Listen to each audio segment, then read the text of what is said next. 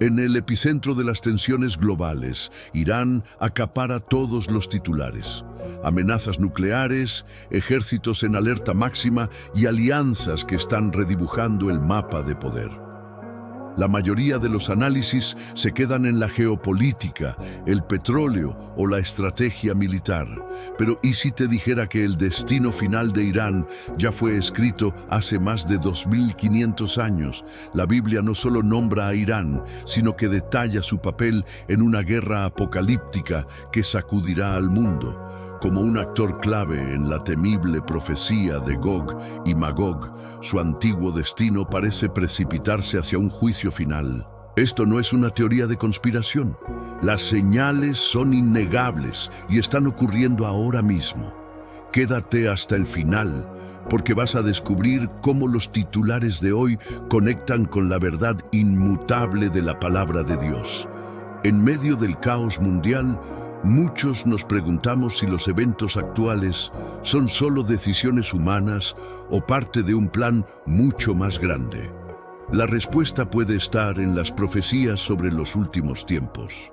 Y hoy, nuestro foco se centra en una nación cuyo nombre resuena con poder y misterio: Irán. En la Biblia, esta tierra era conocida como Persia, y su papel es uno de los más fascinantes y paradójicos. Por un lado, fue un instrumento de Dios para liberar a su pueblo. Por otro, está destinada a ser un adversario formidable en la confrontación final. Hoy seguiremos ese hilo profético, desde el Génesis hasta la impactante profecía de Ezequiel, que la coloca en el centro de una coalición de los últimos días. La pregunta es: ¿está el Irán moderno cumpliendo su destino profético ahora mismo? Sección 1. El origen de Persia, un nombre escrito en la historia. Para entender el futuro profético de Irán, debemos volver a sus raíces en el Génesis. Tras el diluvio, la tabla de las naciones, en Génesis capítulo 10, traza el origen de los pueblos. De aquí surgen los linajes que darían forma a Persia, los medos y los elamitas, quienes poblaron la tierra que hoy es Irán. La primera vez que esta región aparece en un conflicto bíblico es en Génesis 14. Una coalición de reyes del este, liderada por Kedorlaomer, rey de Elam, es decir, de la antigua Persia, invade Canaán y captura a Lot, el sobrino de Abraham. Lo que sucede a continuación es un presagio. Abraham, con un pequeño grupo de siervos, derrota a esta poderosa fuerza en una victoria milagrosa. Este evento establece un principio divino desde el principio. Ningún poder terrenal, por formidable que sea, puede prevalecer contra el pueblo que tiene la promesa de Dios. Sección 2. El pasado. El instrumento inesperado de Dios.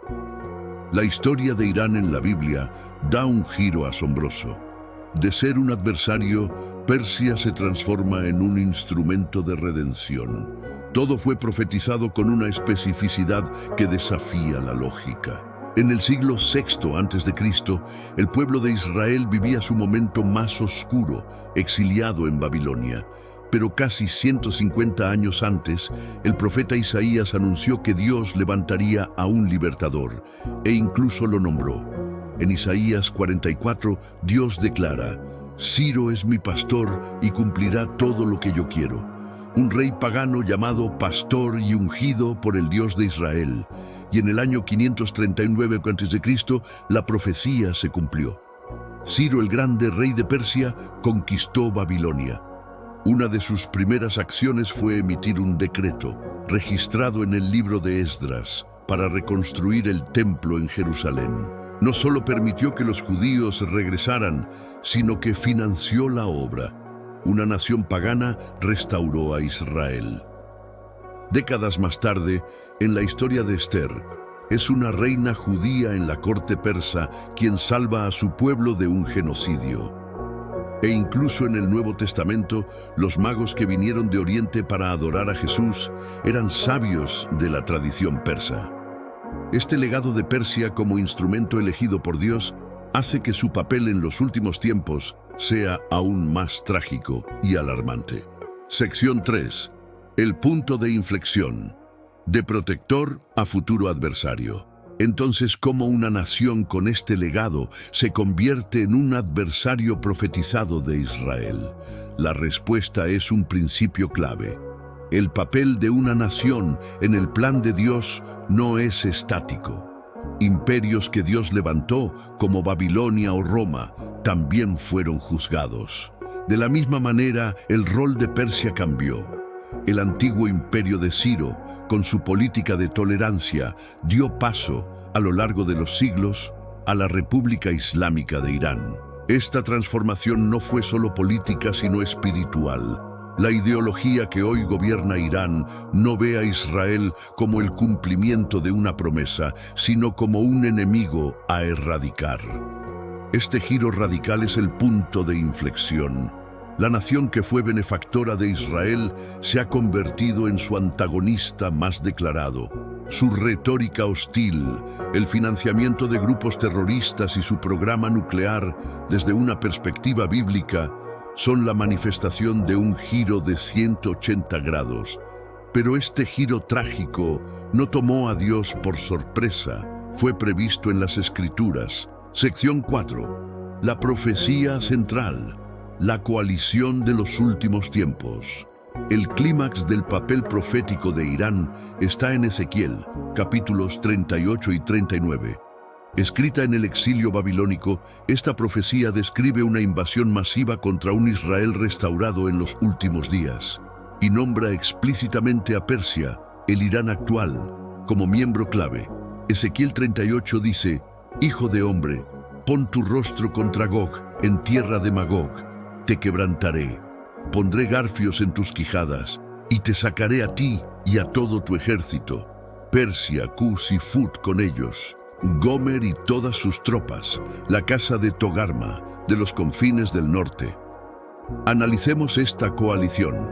El líder es Gog, de la tierra de Magog, que la mayoría de eruditos identifican con la actual Rusia, ya que viene de los confines del norte.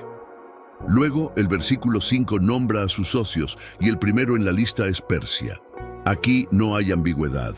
Es el nombre bíblico de Irán.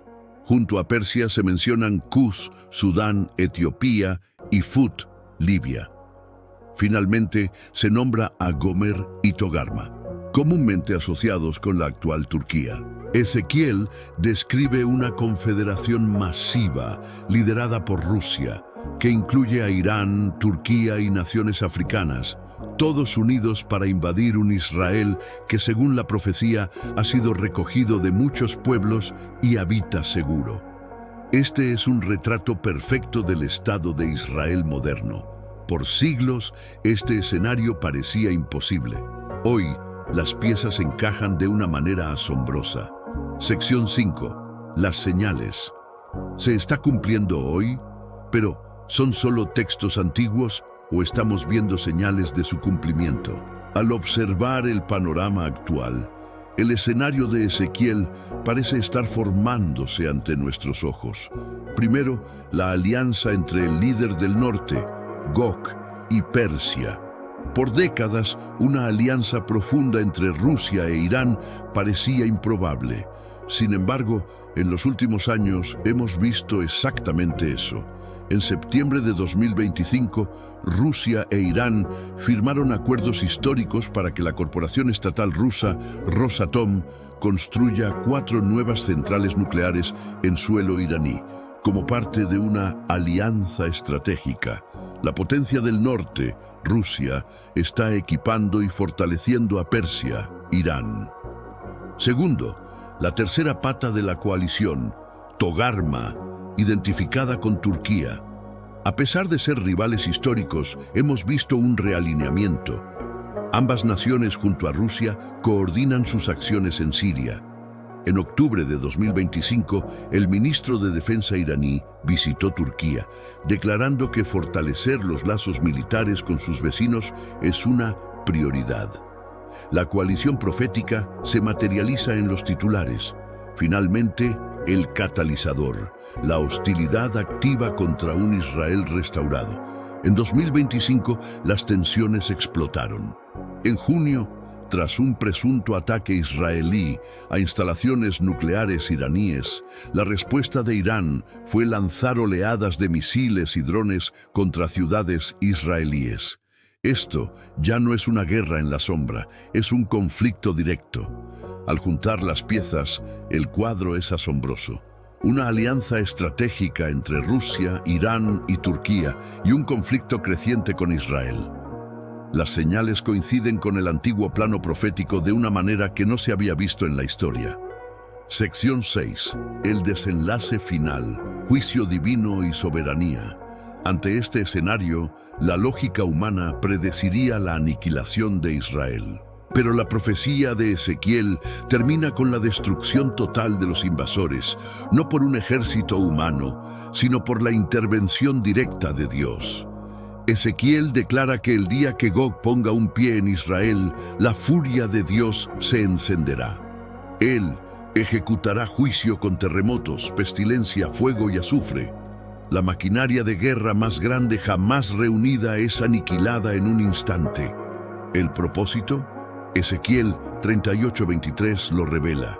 Y seré engrandecido y santificado, y seré conocido ante los ojos de muchas naciones. Y sabrán que yo soy el Señor.